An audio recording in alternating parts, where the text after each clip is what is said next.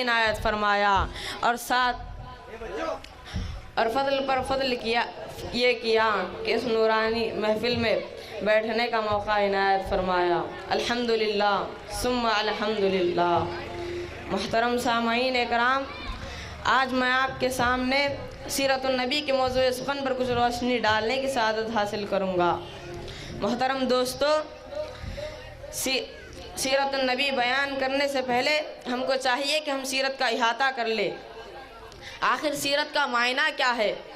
دوستو، سیرت کا معنی اخلاق و عادت کے ہیں، اور سیرت کہتے ہیں رسول اللہ صلی اللہ علیہ وسلم کی ولادت باسعادت سے لے کر وفات اقدس تک کے تمام مراحل حیات اور آپ کی تمام زندگی اور وہ تمام چیزیں جن سے آپ کی ذات والا اور صفات کو تعلق ہے، چاہے وہ انسانی زندگی کے معمولات ہوں، ان نبوت کے معجزات ہوں، ان سب کو سیرت ہی کے دائرے میں شمار کیا جاتا ہے۔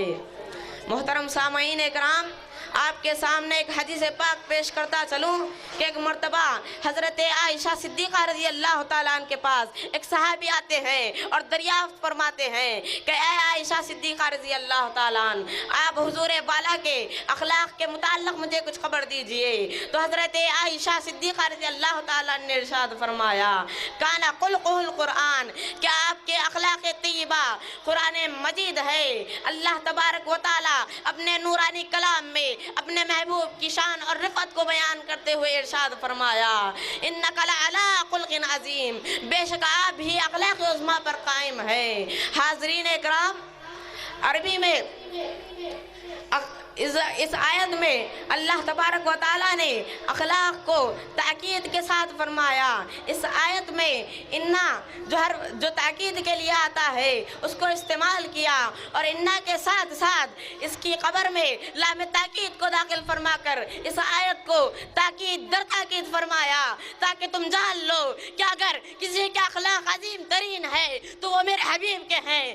ادھر اللہ تبارک و تعالیٰ نے فرمایا تو کچھ سائنسدانوں نے کچھ 100 لوگوں کے اخلاق کے بارے میں ریسرچ کی، تحقیق کی کہ کس کے اخلاق اچھے ہیں اور کس کے اخلاق بہترین ہیں۔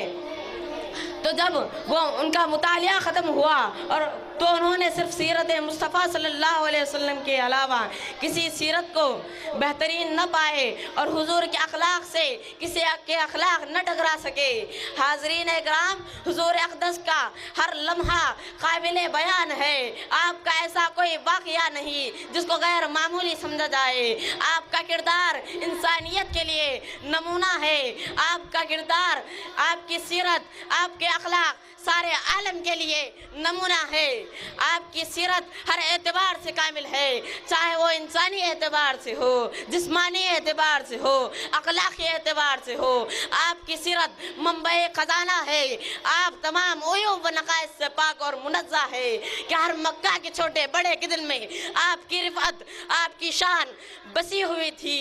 چنانچہ اعلان نبوت کے بعد دشمنان مصطفیٰ، کفار قریش آپ کے اس وقار کو حملہ کر کے لوگوں کی نگاہوں میں ذلیل وقار حضور کو کرنا چاہتے تھے، لیکن تاریخ گواہ ہے میرے دوستو،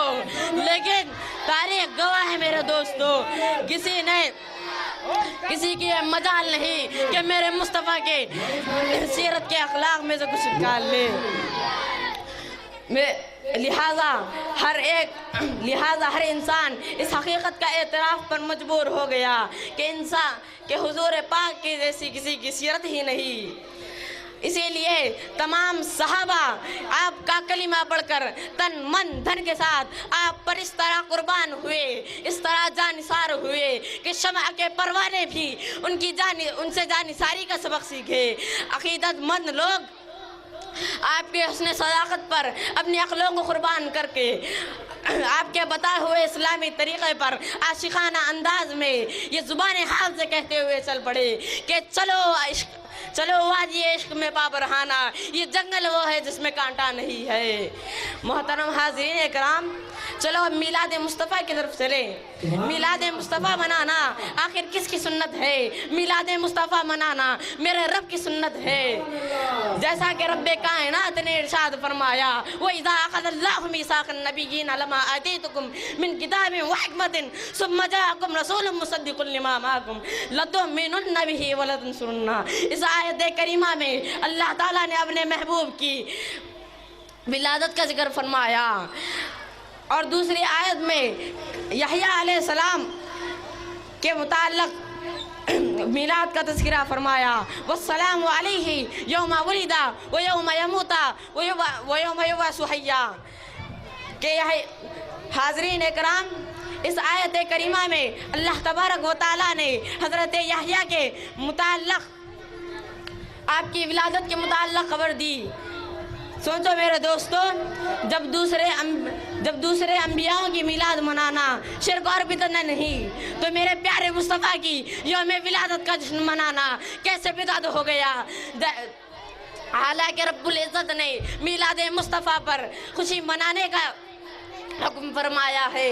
जैसा कि इरशाद बारी ताला है, कुल बिफज़लिल्लाहि व बिरहमतिही फबिज़ालिका फल्यफ़रहू, कि तुम खुशी के मिलने पर खुशी, तुम रहमत और फजल के मिलने पर खुशी मनाओ। इस आयत करीमा में फजल और रहमत से मुराद मेरे आका है। चंद जुहला ये कहते हैं कि इस जगह फजल और रहमत से मुराद मेरे आका नहीं है, फजल अलग है, रहमत अलग है। तो सोचो मेरे दोस्तों, अगर फजल और रहमत अलग होता तो यहाँ पर वो बिज़ालिका की जगह बिज़ालिका ही नहीं कहना था। वाहिद की ज़मीर इस्तेमाल क्यों किया? तस्निया क्या करना था? इन जुहला ने सर्फ और नहू नहीं पढ़ा क्या? और दूसरी आयत में इस जगह रहमत से मुराद कौन है वाज़ेह कर दिया। जैसा कि इरशाद है, वमा अरसलनाका इल्ला रहमतल लिल आलमीन। तो बताओ अब रहमत से मुराद हुजूर हैं या नहीं? सुभान अल्लाह, बेशक। मेरे दोस्तों, यौम विलादत किसकी मनाई जाती है? मुर्दे की मनाई जाती है? नहीं मेरे दोस्तों, जिंदगी की मनाई जाती है, क्योंकि मेरे हुजूर जिंदा हैं, इसीलिए उनकी यौम विलादत मनाई जाती है। चंद लोग ये कहते हैं कि अगर जिंदा है तो बता दो, रसूलुल्लाह जिंदा है तो बता दो।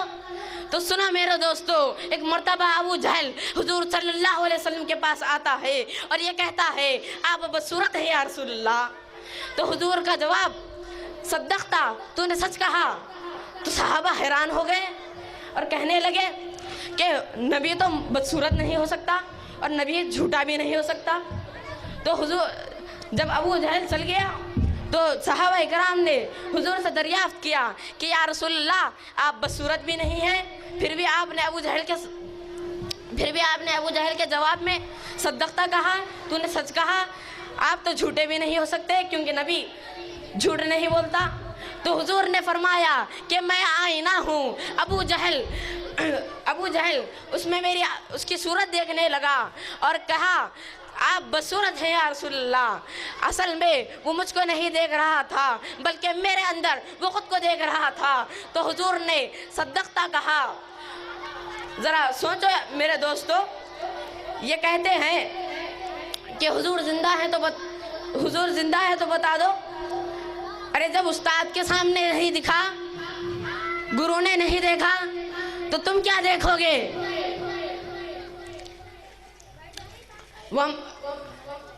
और एक दलील मैं आपके सामने पेश करता चलूं कि यहाँ वमा अरसलनाका इल्ला रहमतल लिल आलमीन फरमाया।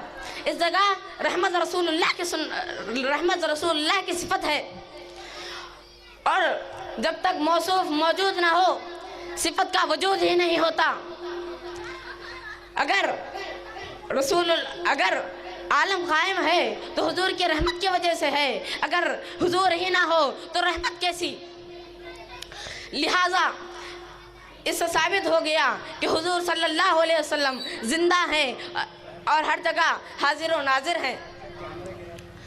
मोहतरम हाजिरीन इकराम, सहाबा इकराम ने हुजूर की हिजरत पर, जब हुजूर मक्का से मदीना हिजरत करके गए तो सहाबा इकराम की मदीने वालों की खुशियों का ठिकाना न रहा और वहाँ की छोटी छोटी बच्चियाँ सब वस्ता होकर ये तराना गाने लगी, आपके इस्तकबाल में तराना गाने लगी। तालअल बदरू अलैना मिन सनियातिल वदाई वाजबा शुक्रू अलैना मादा लिल्लाहि दाई। सोचो मेरे दोस्तों, हुजूर सल्लल्लाहु अलैहि वसल्लम की हिजरत पर इतनी खुशी मना रहे हैं तो हुजूर हमारे रब के बारगाह से आए तो हमको कितनी खुशी मनाना चाहिए।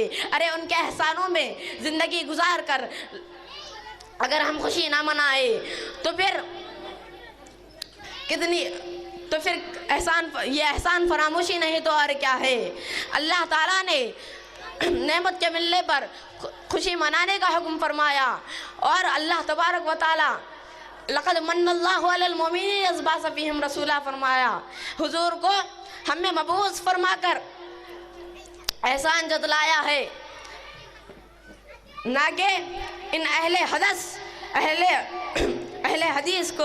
हदीस पर बल्कि सिर्फ मोमिनों पर अल्लाह तबारक व तआला ने एहसान जतलाया है। अगर हम इस एहसान को बजा न लाएं तो हम एहसान फरामोश कहलाएंगे, एहसान नाशनास कहलाएंगे।